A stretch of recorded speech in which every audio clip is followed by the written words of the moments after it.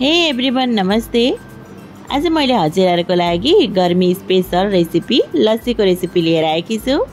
अनि यो लस्सी बनाउन निकै नै सजिलो छ। यसलाई चाहिँ म घरमा कसरी बनाउने भनेर आजको यो भिडियोमा शेयर गर्ने छु। आजको यो भिडियोमा म चाहिँ हजुरहरुलाई 3 टाइपको अथवा 3 वटा फ्लेभरको लस्सी बनाएर देखाउने छु। उसरी त लस्सी विभिन्न फ्लेभरमा बनाउन सकिन्छ। मलाई मन परेको चाहिँ यो 3 वटा फ्लेभर हो। यी 3 वटा फ्लेभर मध्ये हजुरहरुलाई जुन फ्लेभरको लस्सी मन पर्छ त्यो बनाएर इन्जोय गर्न सक्नुहुन्छ। ल अब ढिला नगरी आजको भिडियो रेसिपी म सुरु गर्न जाँदै छु। लस्सी बनाउनको लागि हामीलाई चाहिँ दही चाहिन्छ। हजुरहरुले सक्नुहुन्छ भने लस्सीको लागि दही चाहिँ घरैमा जमाउनु होला। हैन सकिन्न भनेपछि बजारबाट किनेर ल्याएको दहीबाट पनि लस्सी बनाउन सक्नुहुन्छ। मैले चाहिँ यहाँ 1 लिटर दूधबाट जमाएको यो दही हो। अनि दहीको जुन माथिको तर हुन्छ त्यसलाई चाहिँ हामीले झिक्ने पछि लस्सीको माथिबाट राखेर खानुपर्छ। यो चाहिँ एकदमै मिठो हुन्छ।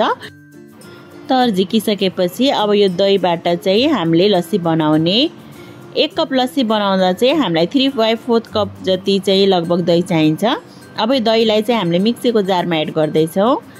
पसलतिर चाहिँ ठुलो भाँडामा घाटेर पनि बनाइन्छ लस्सी। हजुरहरुले त्यसरी पनि बनाउन सक्नुहुन्छ। तर घरमा मिक्सीमा एकदमै छिटो बन्छ। त्यही भएर म चाहिँ मिक्सीमा बनाउँदै छु।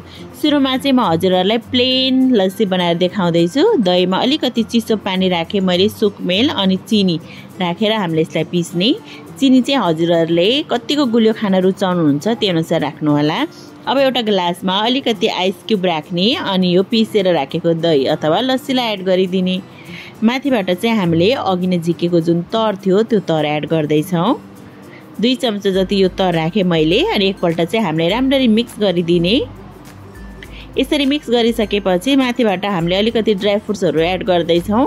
हजुरहरुसँग जुन ड्राई फ्रुट्सहरु छ अथवा जुन मन पर्छ त्यो राख्न सक्नुहुन्छ। मैले यहाँ पिस्ता, बदाम र अलिकति केसर राखे। अब चाहिँ यो हाम्रो सादा लस्सी बनेर रेडी भयो। एकदमै मिठो पनि हुन्छ। अब नेक्स्टमा चाहिँ म हजुरहरुलाई भनिला फ्लेभरको लस्सी बनाएर देखाउँदै छु।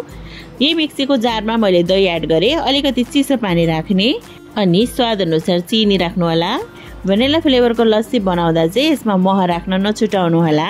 त्यसैगरी भनिला फ्लेभर पनि एड गर्नुपर्ने हुन्छ हामीले। यो चाहिँ सजिलै हजुरहरुले मार्केटमा किन्न सक्नुहुन्छ।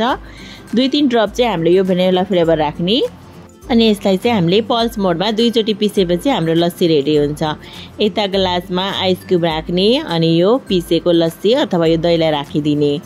माथिबाट चाहिँ हामीले यसमा दहीको तर राख्दै छौं। हजुरहरुले कुराउनी पनि राख्न सक्नुहुन्छ। अलिकति ड्राई फ्रुट्सहरु राखेपछि हाम्रो यो भनिला फ्लेभरको लस्सी चाहिँ बनेर रेडी भयो।